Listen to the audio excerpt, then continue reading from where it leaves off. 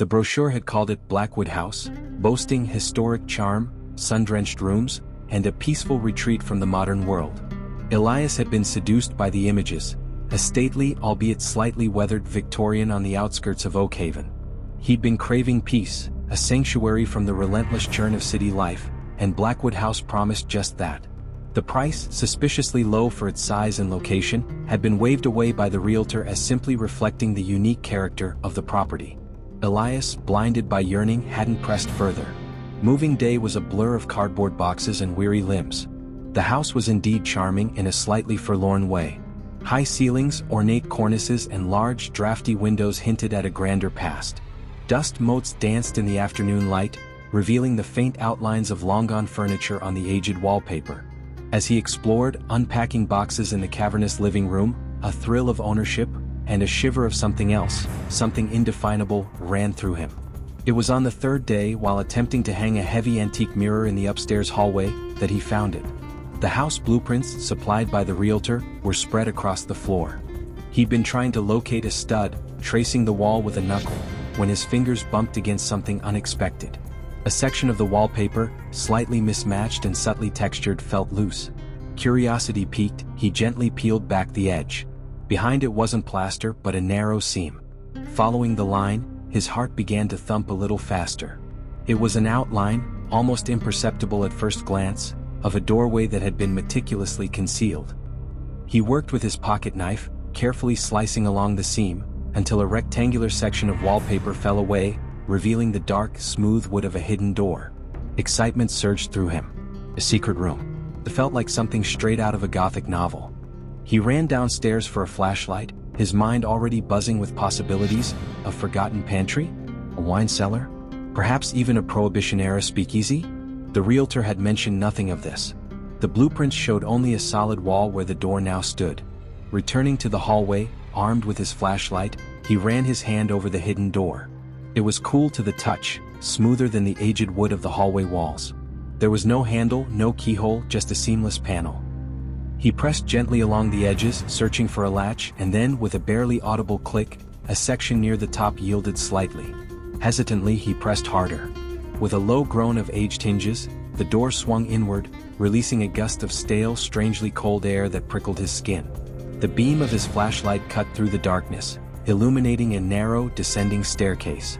Stone steps, worn smooth by time and disuse, spiraled down into the unknown depths of Blackwood House.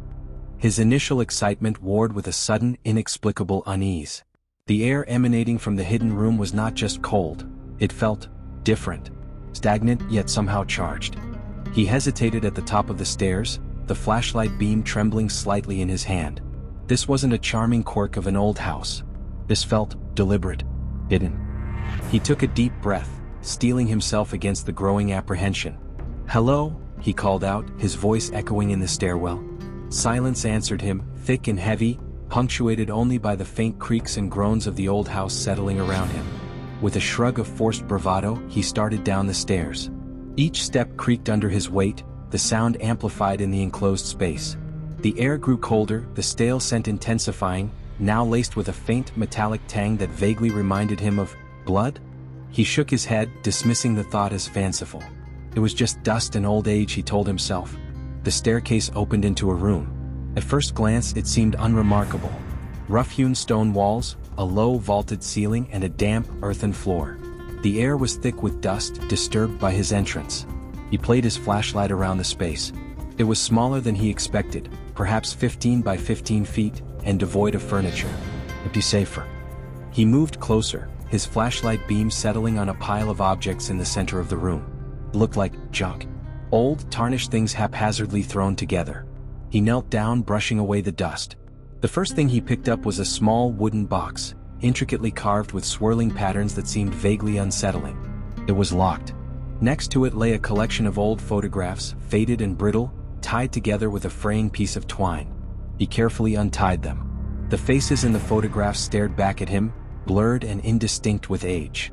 They were portraits, mostly of individuals, some couples, all posed stiffly and formally. Their expressions were unsettling. Not overtly menacing, but strangely blank, devoid of warmth or life. Their eyes, in particular, seemed to stare right through him even from the faded paper. He flipped through them, a growing sense of unease creeping into his chest. There was something deeply wrong about these pictures. Then he found the journals. 3 of them, bound in cracked leather, lying half-buried beneath a layer of dust. He picked one up. The leather was cold and stiff beneath his fingers. He carefully opened it. The pages were filled with a cramped, spidery handwriting in faded ink. He flipped to a random page and began to read. The hunger grows. It whispers in the silence, a constant gnawing in the soul. The rituals no longer satisfy. The offerings feel insufficient. He demands more. He always demands more. Elias frowned, his brow furrowing. What was this? Some kind of morbid diary? He flipped to another page. The room shifts again. It was larger this morning, I swear it. The walls seem to breathe, to pulse with a life that is not its own. It watches me. I can feel it watching me, always watching. A shiver ran down his spine. The writing was unsettling, feverish, bordering on insane. He glanced at the other journals. They looked just as old, just as ominous. He stood up, suddenly feeling claustrophobic in the small, airless room. The cold air seemed to cling to him, seeping into his bones. He'd had enough for one day. He wanted out. As he turned to leave, he noticed something he hadn't seen before. A faint scratching sound coming from somewhere within the stone walls. He froze, holding his breath, listening. Scratch, scratch, scrape. It was faint, rhythmic, like nails dragging across stone. His heart began to pound in his chest. He shone his flashlight around the room, searching for the source of the sound. The walls were solid stone, no cracks, no openings. The ceiling was low, vaulted, also solid. The floor, earthen, appeared undisturbed. The scratching continued, closer now, seemingly emanating from the wall directly behind him. He backed away slowly, his eyes wide, his breath catching in his throat. The sound grew louder, more insistent, morphing into a low, guttural growl that vibrated in the air, sending shivers down his spine. Terror, cold and visceral, gripped him. This wasn't just an old house. This wasn't just a hidden room. Something was terribly, terribly wrong. He turned and fled, scrambling up the stone stairs, his heart hammering against his ribs. He didn't stop running until he burst through the hidden door, slamming it shut behind him, fumbling to reconcile it with the loose wallpaper.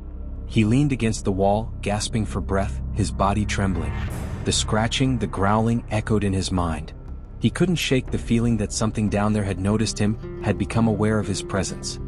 He spent the rest of the day in a state of nervous agitation, trying to convince himself that it was all his imagination, that the journals were just the ramblings of some eccentric former occupant, that the sounds were just the house settling. But deep down, a cold seed of fear had been planted, and it was beginning to sprout. That night, the whisper started. It began subtly, almost imperceptibly. Faint rustling sounds in the corners of the house, whispers on the edge of hearing, easily dismissed as the wind or the old house groaning. But as the days passed, they grew clearer, more distinct. He'd be sitting in the living room, reading, and he'd hear it, a low murmur, just beyond the threshold of comprehension, like voices arguing in another room, muffled and indistinct. Sometimes it sounded like his name being whispered, just at the edge of his awareness, teasingly close yet frustratingly unclear. He started to sleep with the lights on, the unease permeating every corner of his waking and sleeping hours. He checked the house repeatedly, searching for drafts, for stray animals, for anything that could explain the whispers. He found nothing. The house remained stubbornly silent, save for the unsettling whispers that seemed to emanate from the very walls themselves. Then objects began to move. A book he'd left on the coffee table would be on the floor the next morning. A kitchen knife he'd placed in the drawer would be lying on the counter. His keys, always meticulously placed on the hallway table, would vanish, only to reappear in the most unlikely places. Inside the refrigerator, under a pile of laundry, even tucked inside his shoe. At first, he attributed it to stress, to his own sleep-deprived disorientation. But the incidents became more frequent, more deliberate. He started to feel like he was being watched, like unseen eyes were following him around the house.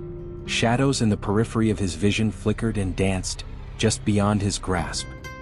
He'd turn his head sharply, expecting to see something, but there would be nothing there. Just the empty rooms, the silent house, and the whispers.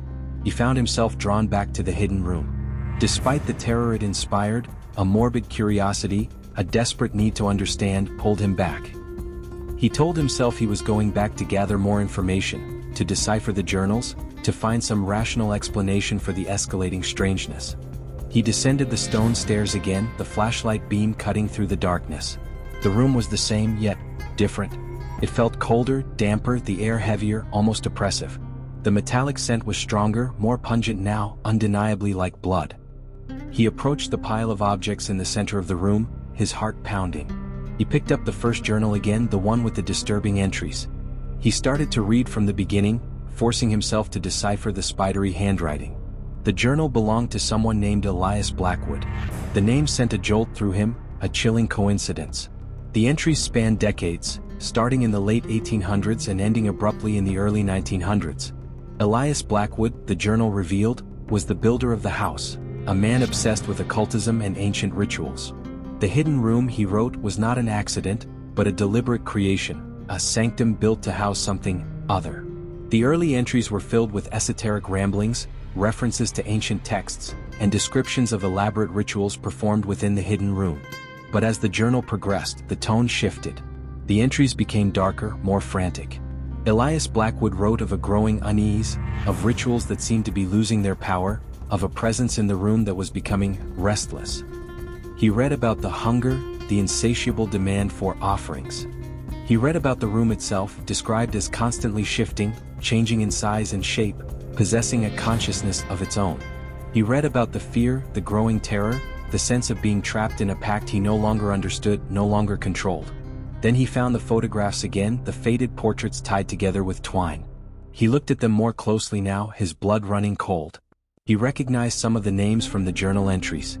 They were people Elias Blackwood had written about, people who had participated in his rituals, people who had vanished. He flipped through the photographs and then he saw it. One photograph, slightly larger than the others, tucked in the middle of the stack. It was a portrait of a man with cold, piercing eyes and a cruel, unsettling smile. And beneath the photograph, scrawled in the same spidery handwriting as the journal, one chilling word, him. A wave of nausea washed over Elias. Him. Who was him? The entity Elias Blackwood had tried to summon? The source of the hunger, the demands, the restless presence? He slammed the journal shut, dropping it onto the earthen floor. He had read enough. He understood now. The room wasn't just hidden, it was a prison, a cage built to contain something ancient and malevolent. And Elias Blackwood, in his hubris, had failed to control it. He had unleashed something terrible upon this house, upon this land. And now Elias was here. In the same house, in the same room, unknowingly disturbing the slumber of something unspeakable. The whispers, the moving objects, the shadows, it wasn't just the house settling. Was it awakening, becoming aware, becoming hungry? As if in response to his terrified realization, the room seemed to shift around him. He blinked, his eyes straining in the dim light. Had the walls moved? Had the ceiling lowered? He couldn't be sure, but the room felt smaller, more constricting, the air heavier, thicker. He scrambled to his feet, desperate to escape. He turned towards the stone staircase, but his breath caught in his throat. The staircase was gone. Where the stairs had been, there was now just a solid stone wall, seamlessly merging with the rest of the room. Panic seized him, a cold, suffocating wave. He spun around, searching for the door, the hidden passage back to the hallway. But there was no door, no opening. Just stone walls all around him, closing in, pressing down. The room was changing, shifting, adapting. It was alive, and it was trapping him. He screamed, a raw, primal sound of pure terror that echoed in the confined space, swallowed by the stone, unanswered by the silent house above. He beat on the walls, his fists bruising against the cold, unyielding stone. He shouted for help, his voice cracking, his throat raw. But he knew with a chilling certainty that no one would hear him. He was alone, trapped. The whispers intensified, no longer indistinct murmurs, but clear, chillingly articulate voices, surrounding him, emanating from the walls, from the floor, from the very air itself. "Welcome home, Elias," they whispered, their voices a chorus of rasping, inhuman tones. "We've been waiting for you." The shadows deepened, coalescing in the corners of the room, no longer just flickers in his peripheral vision, but solid, tangible shapes, slowly unfolding, taking form. He could see them now, in the dim light, grotesque and shifting, like nightmares given substance. From the center of the room, from the pile of objects, something stirred. A low, guttural growl, deeper and more menacing than before, rumbled through the room, vibrating in his bones. The wooden box on top of the pile began to tremble, the intricate carvings seeming to writhe and twist in the flickering shadows. Elias backed away, stumbling, his eyes wide with terror, fixed on the trembling box. He knew instinctively what was inside. He knew what Elias Blackwood had tried to contain, what the room was built to hold. And he knew, with a horrifying certainty, that it was no longer contained. The box sprang open with a sharp crack, the sound echoing like a gunshot in the silence. A dark mist poured out, swirling and coiling, rising from the pile, taking shape in the center of the room. It coalesced, solidifying, resolving into a form that defied description, a shifting, amorphous mass of darkness and shadow, with eyes that burned like embers in the gloom. "You." Elias choked out, his voice barely a whisper, his mind reeling, unable to comprehend what he was seeing. The entity, for that's what it had to be, turned its burning gaze upon him. The whispers intensified, becoming a deafening cacophony of voices, screaming, chanting, mocking, promising. "You are ours now, Elias," they hissed, the voices merging into a single monstrous voice that echoed in his mind, resonating with ancient power and unspeakable malice. "You are home." The entity reached out, tendrils of shadow snaking towards him, wrapping around his limbs, cold and constricting, drawing him closer, closer to the darkness at its core. He struggled, thrashing, desperate to escape, but the shadows held him fast, their grip tightening, suffocating. He looked up into the burning eyes of the entity, and in their depths, he saw not malice, not anger, but something far more terrifying, an ancient, infinite hunger. A hunger that had waited, that had whispered, that had shifted the room, that had moved objects, that had drawn him in, all for this moment. All for him. The shadows engulfed him completely, drawing him into the darkness, into the entity's embrace. His screams were cut short, swallowed by the cacophony of whispers, by the encroaching darkness, by the room itself, which seemed to breathe a sigh of satisfaction as it claimed its new inhabitant. Upstairs, in the sun-drenched rooms of Blackwood House, silence descended once more. The dust motes danced in the light, oblivious to the terror that had unfolded beneath them. The house settled, groaning softly as if shifting in its sleep. And in the hidden room, now subtly larger, subtly colder, the whispers continued, a low, constant murmur, waiting for the next unsuspecting soul to discover its secrets, to stumble into its sinister grasp. The house, with its historic charm and peaceful retreat, waited patiently, its hidden room a silent, hungry maw, always ready to welcome a new resident home. And somewhere within the shifting shadows, Elias was still there, or perhaps no longer Elias at all, but just another echo in the chorus of whispers, another soul consumed, another sacrifice offered to the endless hunger of the room. The cycle, it seemed, would continue long after the brochure had faded, and the realtor had moved on to the next unsuspecting buyer, lured by the irresistible promise of a house with unique character, and secrets buried deep within its ancient bones.